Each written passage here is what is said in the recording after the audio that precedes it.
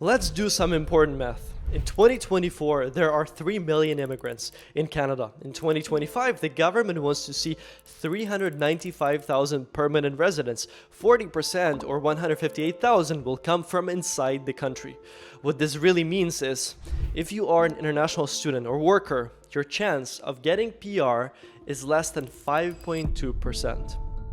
This video is a recap of what happened in 2024 and the changes you need to prepare for in 2025. The fact that you found this video and are watching it means a lot. You're getting a head start and you can really prepare well to get that PR and maximize your chances. Last month, we hosted a conference, Changing Immigration Order in Toronto, that brought together over 100 immigrants, immigration lawyers, consultants, and even an assistant of a member of parliament. All of them came there to get information without sugarcoating. The world of immigration has never been more uncertain. And in this uncertainty, I think hope isn't enough. The most exciting, our immigration lawyer covered the best PR pathways for 2025.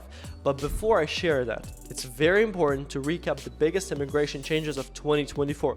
You need to know all of them. Make sure to watch this.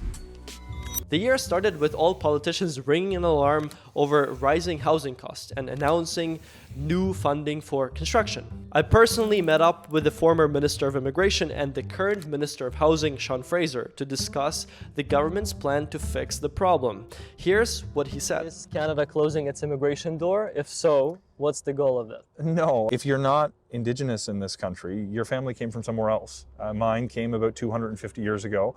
Yours may have come more recently. It doesn't make one of us more Canadian than the other. 100% of our labor force growth is coming from immigration. Quarter of the doctors, more actually, in this country came from another country. Nurses. Nurses, yeah, it's actually about a third of the doctors, a quarter of the nurses. The skilled tradespeople who will help build the homes.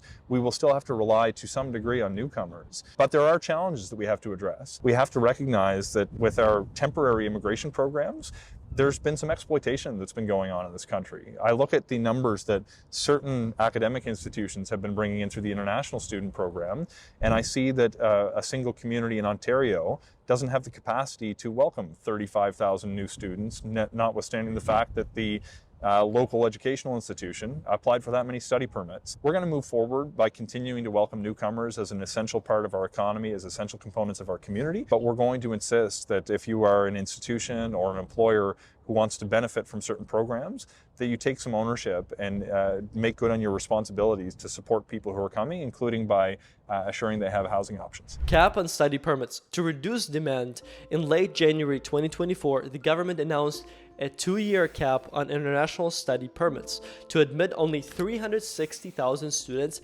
at bachelor's level and college level programs. As you know, master's and PhD students are exempt. A temporary 2-year cap on new international student permits. Provinces closing PNP streams. In spring, we saw Nova Scotia, New Brunswick, and other provinces realigning their provincial nominee programs with labor needs and rewarding those in labor shortage fields like healthcare. Are you giving healthcare professionals $75,000 to $100,000? Yes, we want them here. We want to show them respect. We want them to work in our healthcare system. If they move to Nova Scotia, for sure, man, we're there. No way. So they just move here, start working, get their bonus? Yeah, for doctors, but for other healthcare professionals, we have this common sense credentialing. If they're in good standing in their country with their organization, they can come here and start practicing right away. Good enough for the UK, good enough for Nova Scotia. We looked at various countries for nurses, good enough for the Philippines, good enough for us. Come to Nova Scotia, get working. An unexpected change was the new post-graduation work permit eligibility criteria. Eligibility criteria for the PGWP was tightened, focusing on students enrolled in programs aligned with Canada's long-term labor market needs. So now, if you go to a university to pursue a bachelor's, master's, or doctoral program, you are safe. And if your program is at least 2 years or more, you will still get your 3-year postgrad work permit, given that you passed the language exam. Now you have to prove that you have English at CLB 7 or French at NCLC 7 in all 4 language areas. However, this is very different. If you go to a college for a certificate or diploma program, yes, the language requirement is lower at CLB 5. But to qualify for a PGWP, your program needs to be on the list that the government identified. And to make it easier, you can just use this free PGWP eligibility checker.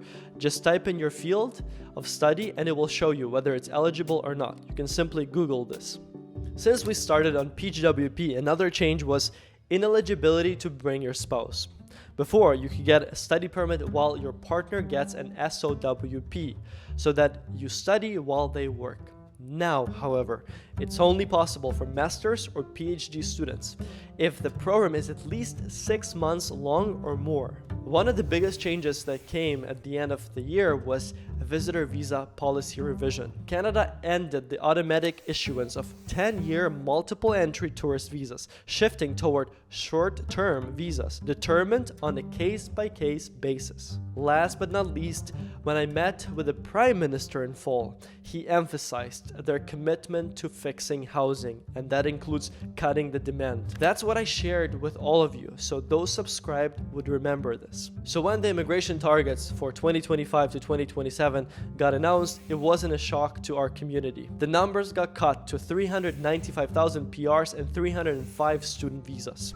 What is shocking is that we may have an early election. It all started from the sudden resignation of the Minister of Finance that basically says, Justin Trudeau, we cannot afford to spend this much money.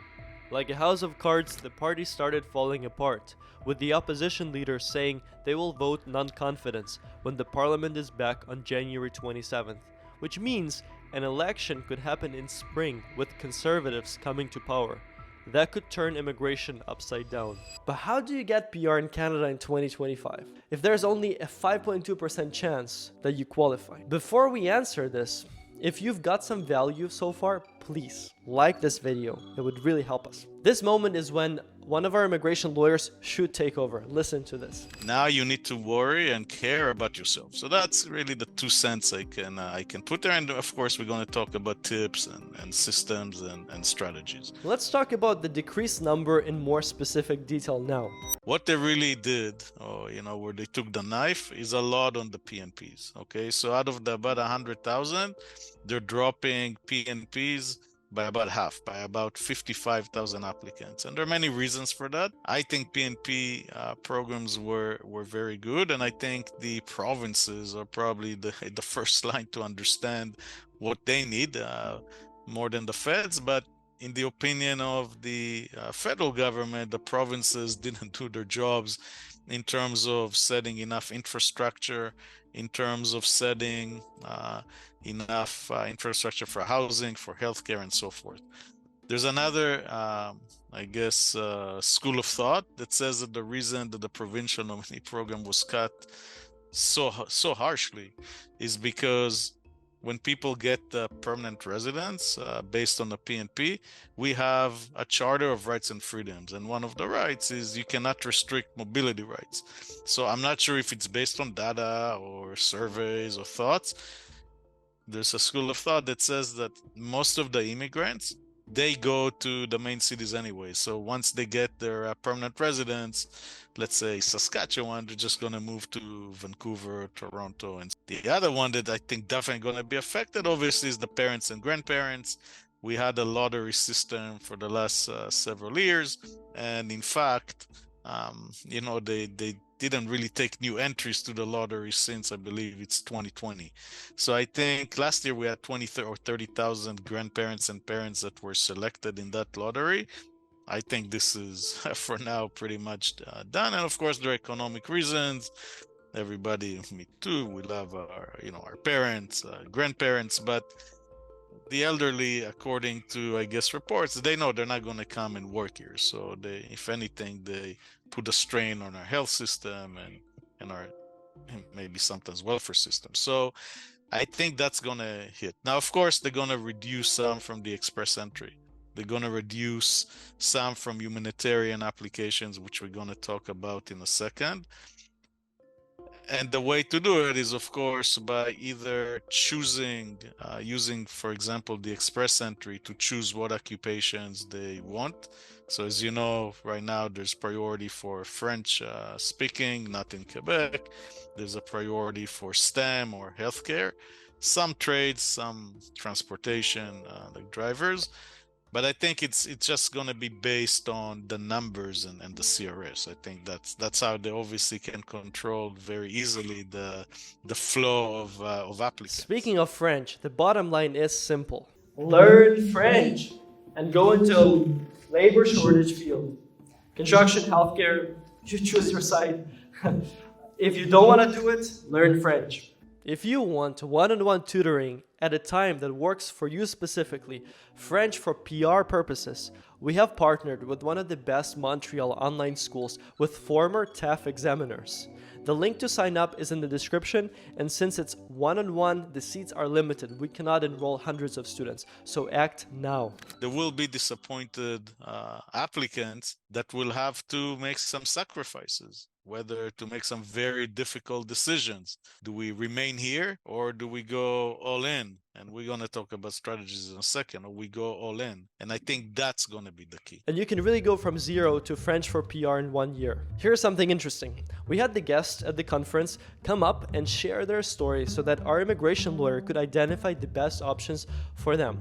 I'd like you to watch one of such express consultations. I moved to Canada 2 years ago on Greenish citizen, so I finished my bachelor's in computer engineering. Then I moved to Canada. I studied for a full-time, 8 months full-time program at Centennial College. And after I graduated, I started working here, and currently I have over 2 years of Canadian work experience. I would say I'm 27 years old, and previously I applied for OIMP, and it was pretty hard to be nominated. I got nominated, but unfortunately at the time I got nominated, they told me, you don't have 2 years of work experience. Even though at the moment I had, but they told me you should have it when you become nominated. So I was rejected. And even now, if I want to apply for it, I noticed that in addition to 2 years of work experience, I need to meet the median age based on my non-code, based on my job. So I thought like, okay, PMP probably is not going to work for me, at least OIMP, because I checked other streams. And Canadian experience class and probably federal skilled worker, but I'm not sure, would be the ones that would suit me best. But still, my CRS score is 455. And I think I would have some challenges to meet this score. And even I'm thinking of start learning French. And thanks to definitely, I'm gonna scan the QR code. So look, let's start with the PR. Okay, what kind of work, if I may ask, what kind of work do you do now? Are you still like related to the field, or? Yes, I'm software engineer. Okay, so when you applied for the PNP, of course, I haven't seen that application. So you maybe could have at that time applied under the international student, which doesn't require the 2 years experience in the past 5 years. It used to be just for 2-year program, but they changed it for postgrad of 1 year. But anyways, that aside, because I'm not sure if you were eligible or not at that time, PNP also requires, of course, the employer's cooperation. So the employer, the Ontario one, they will need to sign a form. When you sign, I'm sure they did, and you get, seems like, rejected on the experience. The first question I would ask the employer if they're willing to do an LMIA, okay? Because the chances to get LMIA is very, very high for that field. If you do that, and let's say, I think you mentioned you had around 450 something points. If you get extra even 50 points under the STEM, you can look even historically. I think you have a very good chance. So this is one thing. And the good thing with a lot of the programs, you can combine them. It's not like you choose one and you're stuck with the others. So that's number one. Number two, I would definitely check again the eligibility for PNP. If you checked and you're still not eligible, of course, leave it. But that's another thing that I would definitely do, because you may be eligible. So again, LMIA to help you the express entry, PNP. Now, we work with a lot of specifically Iranian clients, and the one thing that we found that is very strong is the humanitarian application.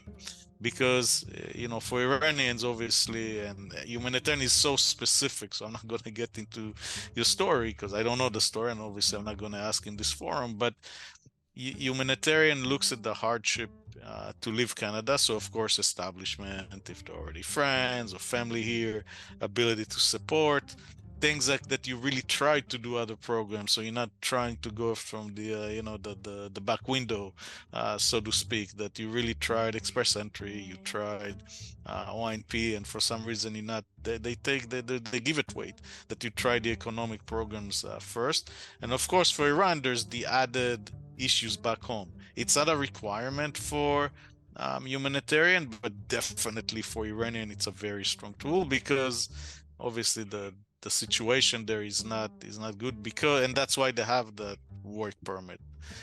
So that's about the PR. That's how I would approach it. I would start from the easy to the hard. The easy, if the employer is cooperative, that's where I would start.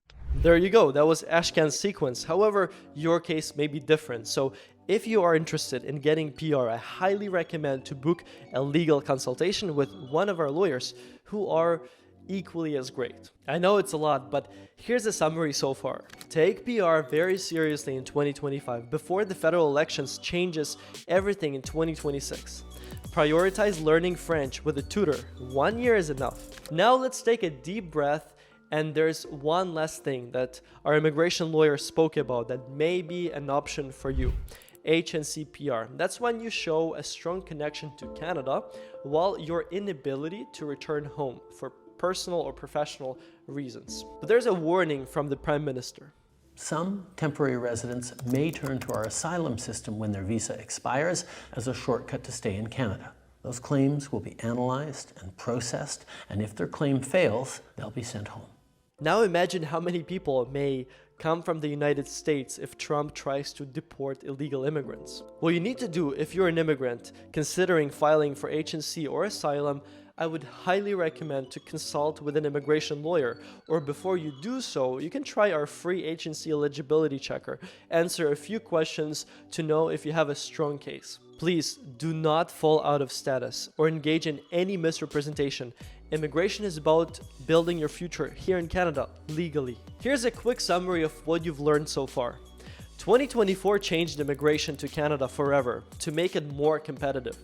In 2025, immigrants with French language will have a higher chance of getting PR. In 2025, H&C will have more seats than in 2026 and then 2027. In 2025, you need to expect more changes that will align immigration with labor needs. If you need help, check the description for useful links. Don't forget to share this video with your immigrant friends and let me know your thoughts below in the comments. Thank you for watching. Have a great, successful year ahead, and I'll see you in the next video.